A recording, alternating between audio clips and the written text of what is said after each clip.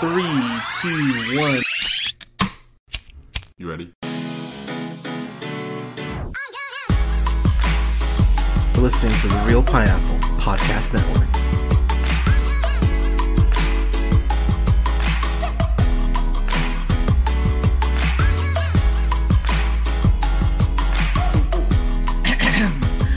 Good evening, everybody. Thank you so much for listening. This is the Real Pineapple. This is your humble host, Hunter, here, who is way too high to be hosting this podcast, but it's a journey we'll be on together.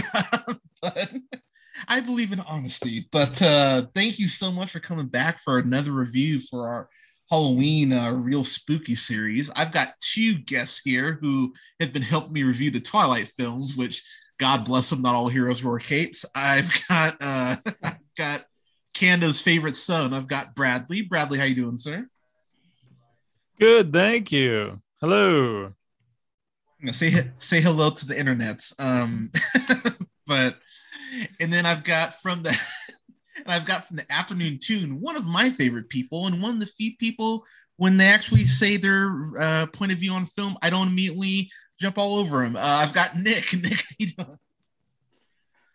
I mean, well, you jump all over me in other ways, and I really have to report to the Real Pineapple's HR about it sometimes. Well, stop posting model pics. It's not my fault. But Jesus, but we're here to review this movie that came out earlier this year. I actually wish it was coming out at this time.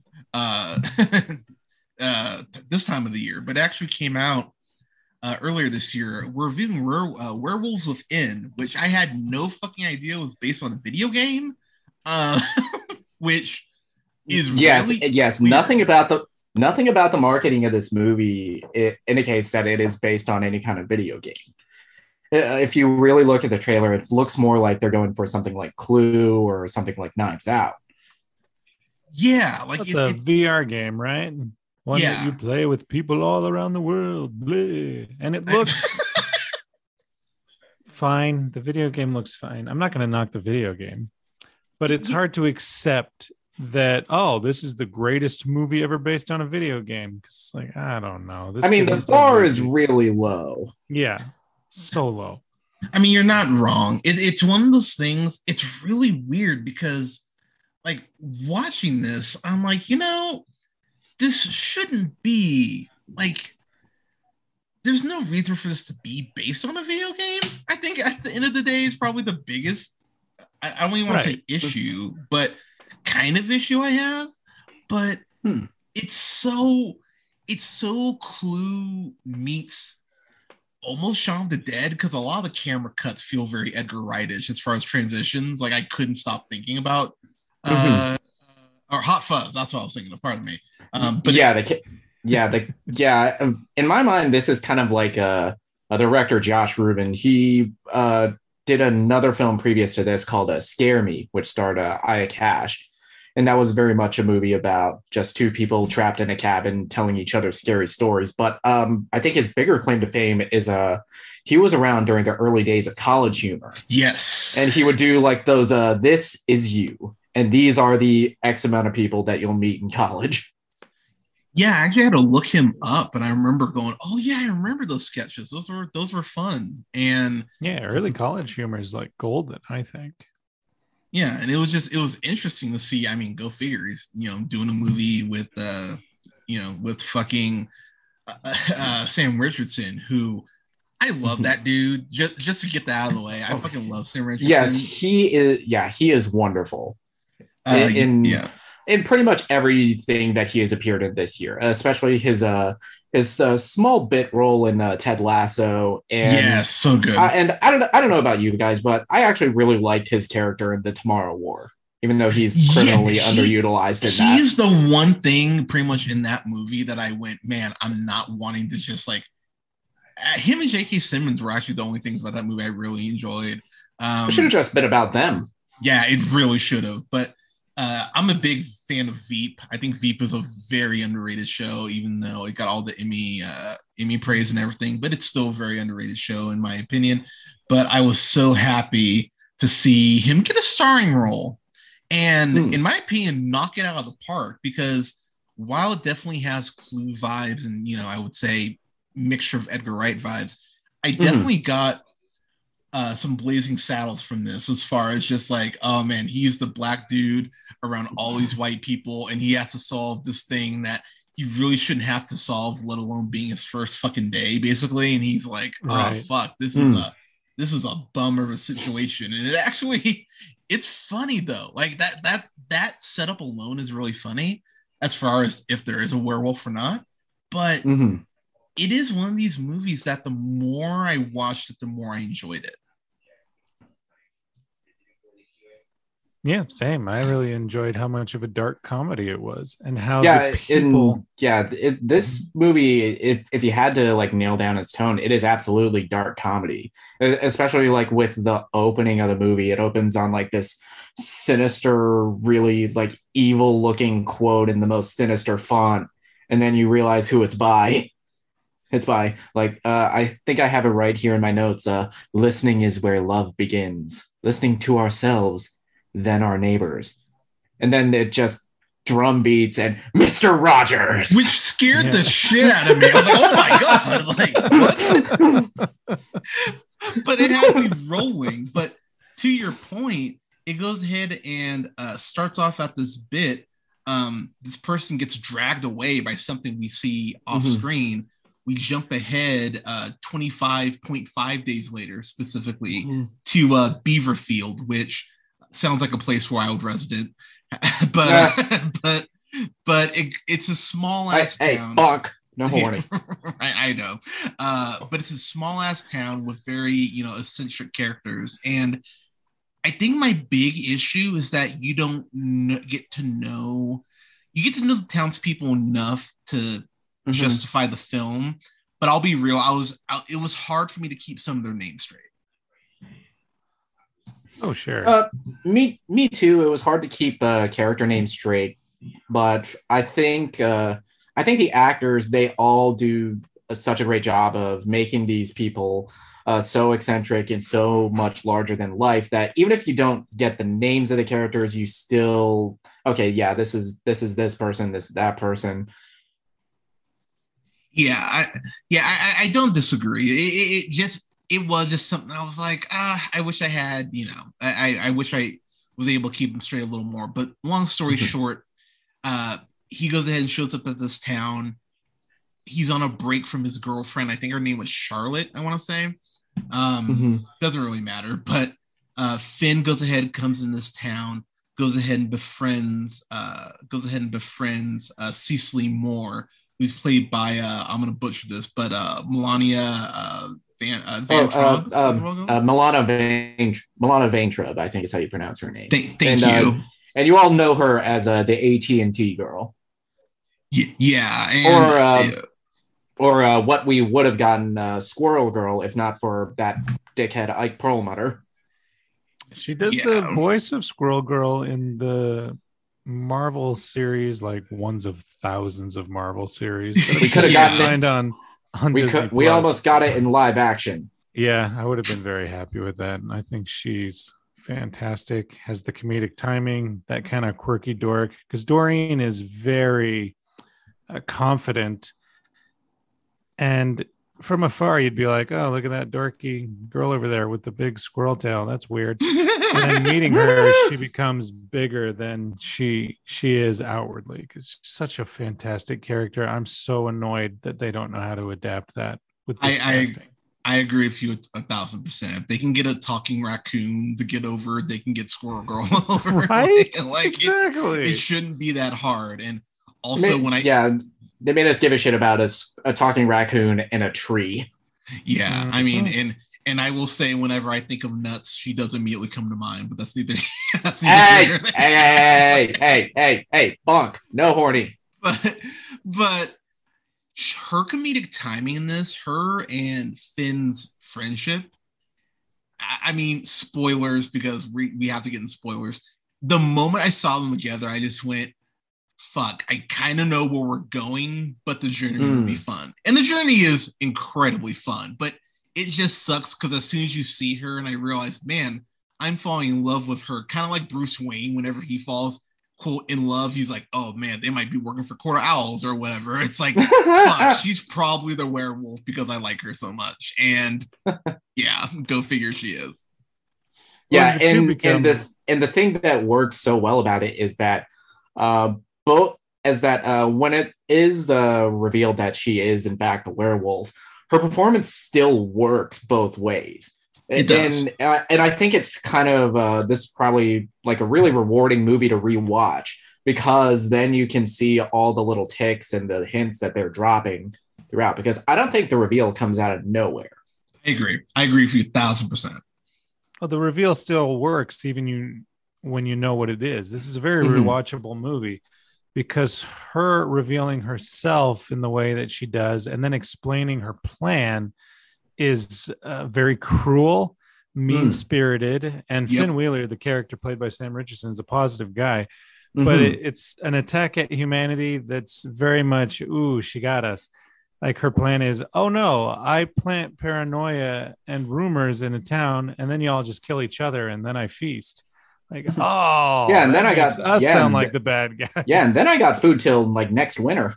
Exactly, right? And that's such a nefarious but and easy plan to pull off. Yeah, and thematically, I think this is very much the inverse of Ruben's last film, Scare Me, because in that film, a lot of the bigger themes was of like gender politics and like toxic masculinity, and here you get a very positive masculine lead in Sam Richardson. Yeah. Absolutely. So, the fact that he wants to help instead of like, get me out of this town of Hicks, or, you know, the usual attitude when someone new comes to a small town, his like need to help people and investigate situations that are rather frightening when they go up to the angry old man, I'll just say, Glenn Flesher playing Emerson, and his house is just decorated with killed animals, and he's very introverted and angry looking. Any other movie, he would have been the werewolf. Yeah. you're not wrong. Like it, and that's where part of the charm for me does come in, because we get these very weird quirky interactions. They have this gay couple that I would smoke a joint with them. Who are played wonderfully by Kyan Jackson, who you've all seen on American Horror Story or any other Ryan Murphy show, and Harvey Guillen, who you all know as Guillermo from What We Do in the Shadows. Yeah, that's where I got him. Yeah, they're wonderful. Like, I wish I had more time with them, because they just have, of course, the sass, but goddamn, they're like cute together, but they're also in this situation where you go, either one of you could be the werewolf too, potentially. Like, it's fascinating to watch their arc, and I really wish we had a little more of them. But to Bradley's point, yeah, Finn just wants to help. And when he initially meets Cicely, it's so sweet because they have this really fun like banter back and forth where it's like it's fun at first, and it's a little flirty. And I will be the first to admit I felt attacked, because until my early 20s, I had no idea when someone was hitting on me, and I'm sitting there going, dude, like she's late, like she's giving you a lane. She's letting you try to move over, and he's like, all right, well, good night. It's like, you dumb mother. she's like the second that like Ace of Base comes on, which is probably my favorite use of this song in a movie ever. So good. It's like she's putting an air traffic controller. It's like, hey, come, yep, this way. Yeah, it's kind of nuts how it's kind of nuts. But that interaction reads so different once you know the twist, though. True. Yeah. True. And when you do get there, to your point, it does feel earned. I love the fact that Mr. Parker is such a piece of shit, and it's just one of those like classic, you know, mustache twirling, I want to go and get the land and build a pipeline. And yet, as you know, cliche as it is, when he starts getting to, you know, old scary dad, I'm gonna start shooting people. It's like, okay, it's like, yes, this feels accurate. Like someone with this much power would do this. Like, I feel like millionaires do that all the time. Like, you know, they talk about in game night how they have, you know, like, millionaire fight club. Fight club. Like, I remember when people were like, "Oh man, there's no way millionaires would do that." It's like, really? Like, I feel like it's a very easy jump to make. That that's a great joke. Dude, Squid Game is still like number one on Netflix. Of course, fucking rich people are doing that shit, right? Like, could you imagine if Leo's whole thing from Django was based on real life and we just don't know it yet? Like he has. I mean, come on, they didn't. They didn't teach us shit about slavery in school. They probably were just like hiding all that like fighting and shit. Right. Like Leo has like, you know, like, I don't know, like Eddie Winslow. Well, even Succession episode 1, spoilers for season 1, episode 1, about 40 minutes in, the dad's like, I'm bored. And he bets on poor people doing simple tasks just because he's bored. And that's a heartbreaking scene, by the way. What the fuck? That's like, horrifying. Hey, if you're gonna hit a pitch, hey little kid, if you can hit a pitch from, I think his son, I'll give you $100,000 or something. And the parents are just watching like, oh my God. Parents are just watching, just, who the fuck are you? Yeah. But I think the thing for me with this movie, that it's my favorite thing. It might be one of my favorite scripts all year, because the amount of jokes that are in this, it feels, again, and I keep making this comparison intentionally, it feels very Edgar Wright-ish, because it's just like rapid fire, just boom, boom, boom, boom. Cicely makes this comment to Finn where Finn talks about, I think, having his heart broken or something like that. She goes, you know, like, do you want to show me on the soap bottle angel like where you got touched? I was like, wait, what? And I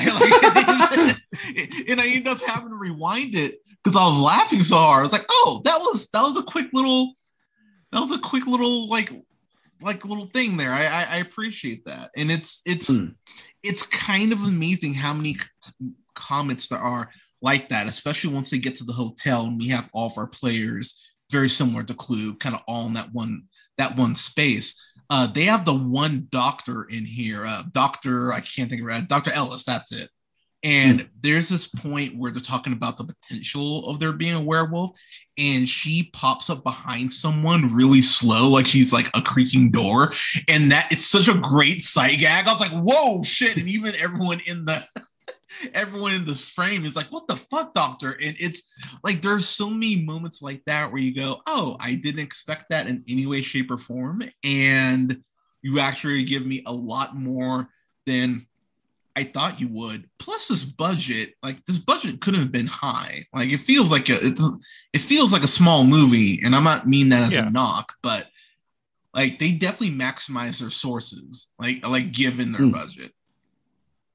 Oh, sure. The production design and lighting is very spooky, scary. Not like a lot of more indie horror where it's like, let's do our best. I got a camera. Believe me and my wife decided The Gallows is the worst low-budget horror movie film looking that we've seen in a long time. I mean, you don't even have to qualify that with like low budget. Right. I mean, you're not wrong. That's fair. It's like God CW. Where are you at on your show? I love how everything fucking just Greg Berlanti's looking in the corner, just pathetic. Yeah. Well, right. Well, everything's a red herring too, but the red herrings work because everyone in this is, I'm going to say shitty person, but then qualify that with a human being. Like there's two people in this, Devin and Joaquin. Their last name is Wolfson. So like, maybe. And then Gwen, who's the town gossip, has dirt on everybody, and everything she says about everybody in the town is like, that kind of sounds like something a werewolf would do now that I think about it. Yeah, George. And then you have her boyfriend, Marcus, who is just like, I think either like drunk or high during this entire movie, and it's just like there for the drama. Yeah. Right. Like, oh, maybe he's hiding something because he seems to be out of the situation mentally. And then you have other character, Pete, and his wife, Trisha, who are just like the stereotype, like Fox News loving conservative, Yes, and of course very much Pete that. Pete can keep his hands to himself. So might he be the werewolf? Yeah, Right? I thought his last name was Hannity for a second. I was like, God, that's Yeah. so The sexual predator is the real predator kind of thing. Yeah, like to your point though, Bradley, the red herrings do work. Real quick before I throw it back to you guys and get to our final grades, maybe my favorite line of dialogue in the whole thing is where Finn and Cecily, they're investigating, and he goes, "Are you scared?" She goes, "No, I'm punk." And he goes, "Like, you were in a punk band?" And she was like, "Yeah, in high school I was. We were called the Megalodons because our lead singer was named Meg." And I'm like, this is so fucking cute. I love this so much. And just, again, it made me just keep loving her more and more. I'm like, God damn, this is really working for me.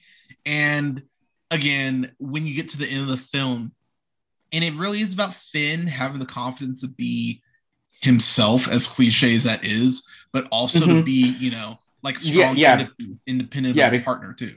Yeah, because a big through line of this is Sam Richardson listening to like these self-help tapes of like, hey, if you want to be a man, you got to do this, you got to do that. Exactly. And the big turnaround for his character is just say, you know what, fuck all that, and it's just being him in like the most positive way possible. Yeah, but to what Bradley was talking about earlier, when she reveals herself to be the werewolf, it's brutal when she just kind of runs him down. I was like, well, fuck that. I was like, I'm sitting there, I was looking at it, like, you were friends. What the fuck? That's so mean. And then the way the movie ends too, I thought was fucking badass. I was like, well, shit. Okay. I actually appreciate the violence in here. This is a violent movie too. In the last 20 minutes, shit just pops off. The last 20 minutes, it goes off. You really see the budget. Very, very, very much like, yeah, that's basically where the entire budget went. Yeah, and it's well worth it for the last bit, and the journey feels earned as well. So, getting to my final thoughts here, I don't know if this will crack my top 10. It'll definitely be an honorable mention, though. This is one of those. This is kind of like when Hotel Transylvania came out, and you kind of think about how often do we get, like new Halloween movies that have to be something that you watch, each year. And in Hotel Transylvania, the first one only, I would definitely say falls in that realm. And for me, this is definitely going to be a Halloween rewatch each year. I had so much fun with this, and I've watched it a few times because I was lucky enough to get a screener for it when it came out, and I just found myself laughing, and I actually went and bought it like as soon as I could. I'm so happy this movie exists, and I'm looking forward to it being one of those movies that people go, "Oh, have you seen this one? No, I haven't. Oh, you should spend the $5 or whatever to rent it." But this is a solid, A for me. A for yeah. This is a solid A. So Bradley, your final thoughts and grades, sir. Yes, I also very much enjoyed this. Melania Vandertrub, I'm so sad again that she's not getting the chance to be the live action Squirrel Girl. Same. I think she's magnetic, very fun. Sam Richardson as well. I'm excited to follow and see where his career goes as Finn Wheeler.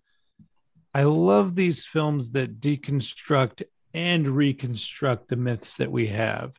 If werewolves were real, how would they survive? Not likely very well. But this proposes that deceit, lies, misdirection, like how all evil survives in the world. There's tons of stories that all of us could look up tonight about, some town up north, it's cold, the power went out, people went crazy, and then someone died. It happens. And the it happened rumors work so well in this story. At the end, after the credits roll, if they had a scene where news vans pulled up and said, "What happened?" And like, if Finn is like, a werewolf tricked tricked us and people died, they'd be like, uh-huh. Okay. Hicktown experiences hypothermia, loss of power in this frozen weather, so people started killing each other. We hear you.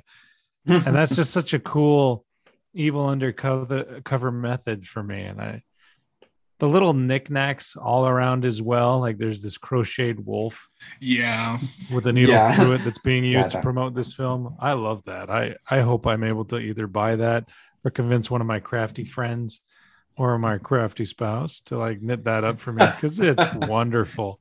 This so far is on my top 10. We still got a couple months to go, though, so we'll see. Okay. But I had so much fun watching this with other people, and again with my spouse. Just loved it.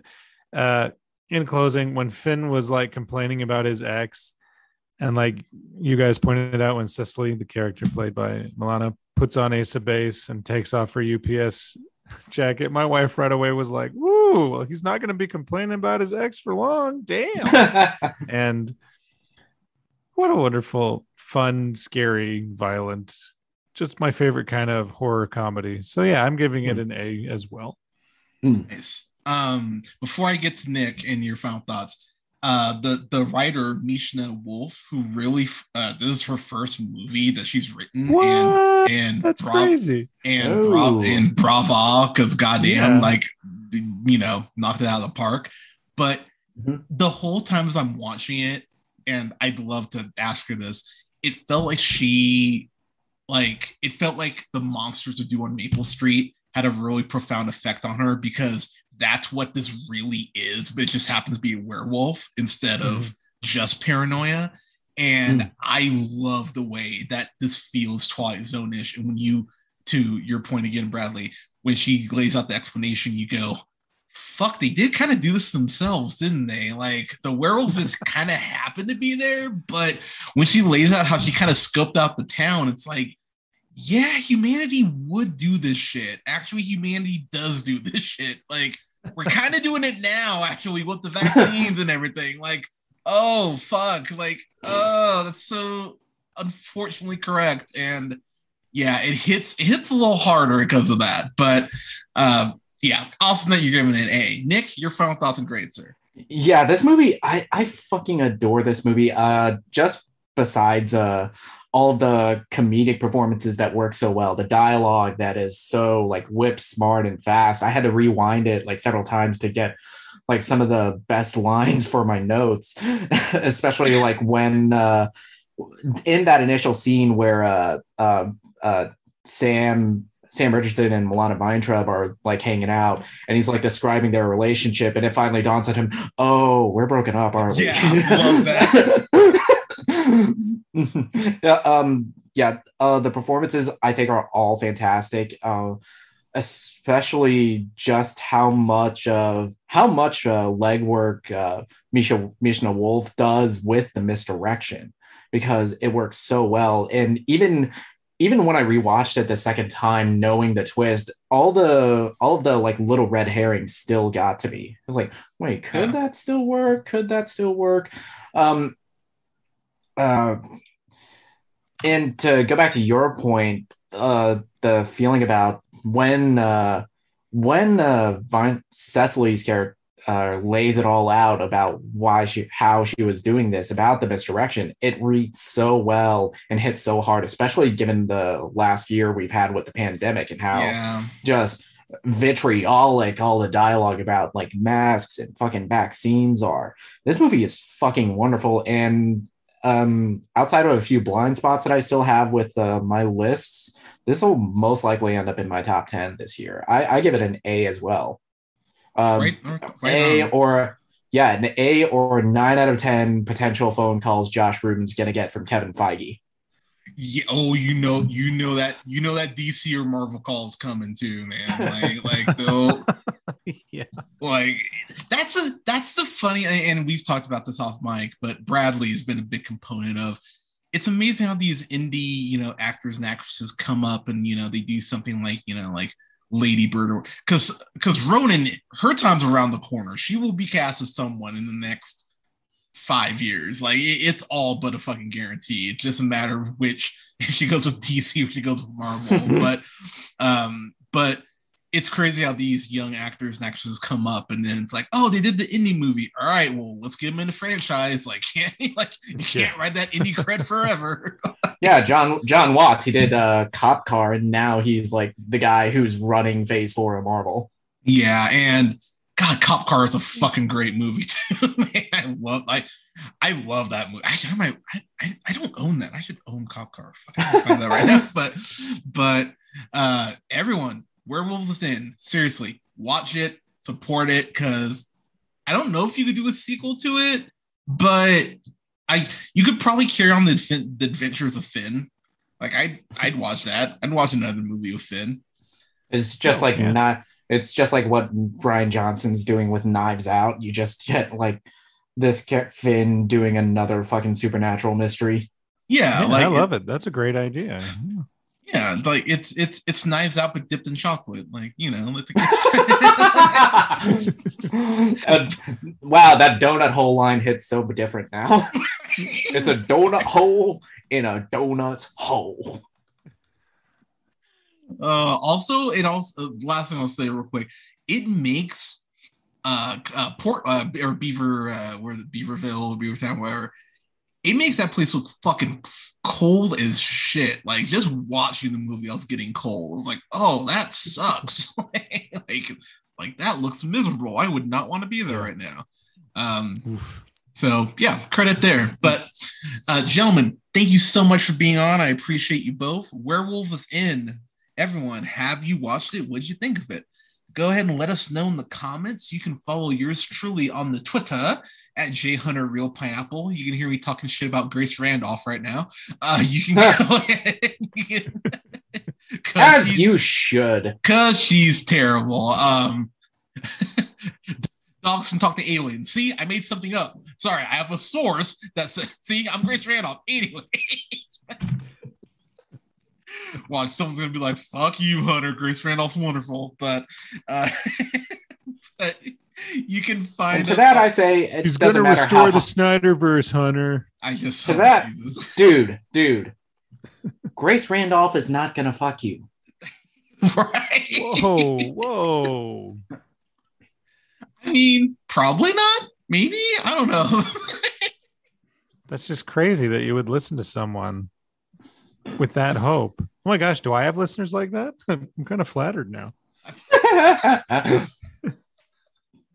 But you can like us on Facebook. Good God. You can like both our pages on Facebook at Real Pineapple Games and The Real Pineapple. I'm going to be hopping on Twitch next week for Halloween. I'm going to stream Resident Evil 4. God help me. I am terrified to play that game because it's wonderful, but shit pops up. I think it's the best one.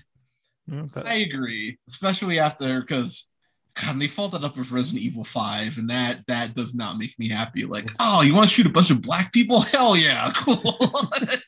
They happen to be zombies too. Wait, they were zombies? That was awful as well. Oh, they were like, well, it's okay because they're zombies. Wait, they were zombies? Yeah. Right, exactly. A zombie? Yeah, I didn't know they had zombies in Minnesota, but you can.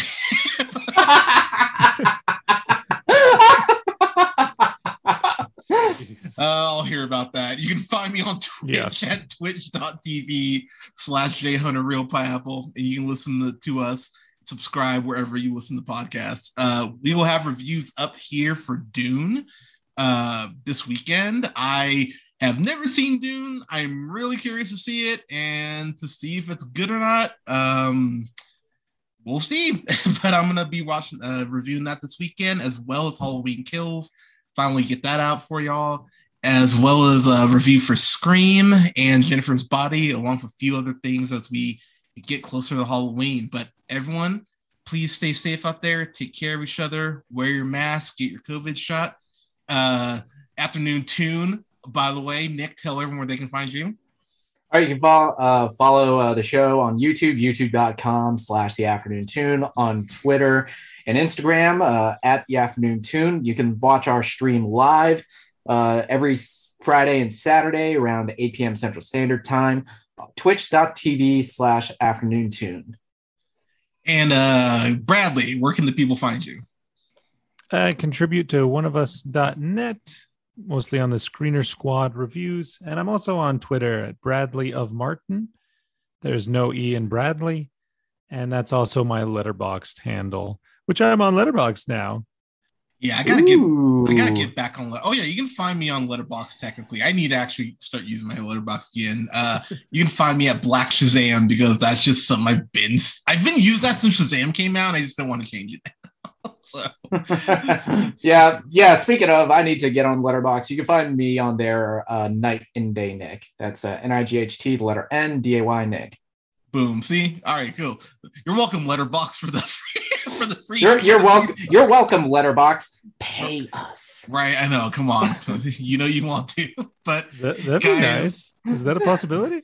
I hope so. That'd be great next year. 2022, let's go. But gentlemen, thank you again for your help. Again, everyone stay safe out there, and we'll talk to you soon. All right, I'll get this exported to you ASAP, and then I'm going to put some kids to bed. Go ahead and